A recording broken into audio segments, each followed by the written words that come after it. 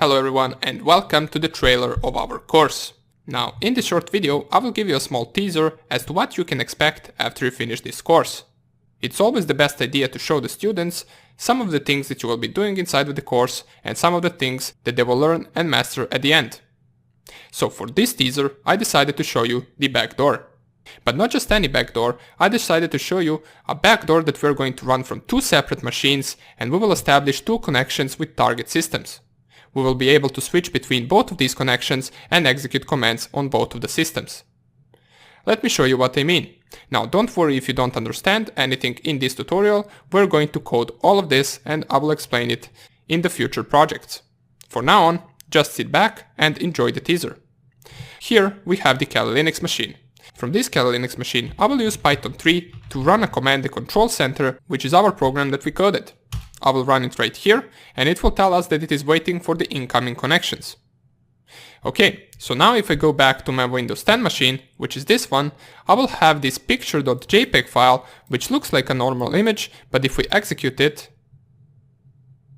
it will also open up the image and nothing else. If we see nothing else is being opened, so everything looks normally, but this actual file in the background opened up our backdoor, which is also a program that we're going to code.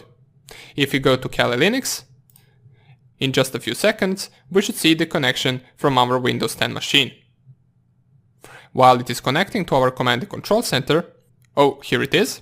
So we got the connection from 192.168.1.2, which is the IP address of my Windows 10.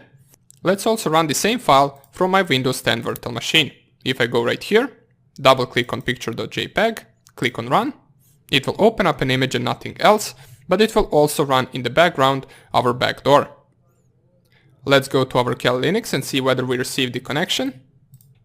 And here it is. Here is the connection from the Windows 7 machine. So now we got two targets connected to our command and control center. We can check all the sessions that we have by typing targets command. It will print us session 0 with this IP address and session 1 with this IP address right here. In order to access any of these sessions, we can simply just specify session 1, which is our Windows 7 machine, and type who am I and execute all of the commands such as ipconfig, such as dir, in order to check all the contents in that specific directory. So here it is. If we want to, we can also set this session to the background and clear the screen, and we can enter session 0, which is Windows 10 machine. If I type who am I inside of a Windows 10 machine, I will see a different response than to Windows 7, which means we are on a different target. If I type ipconfig, you will see a different IP address, as well as dir will give you a different output for that specific directory.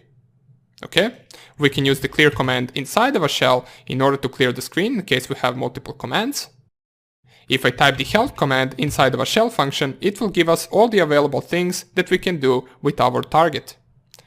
We can change the directories using cd command, we can upload files, download files, we can start our keylogger using the keylog start. So let's give it a try. Let's start our keylogger. Let's type keylog_start.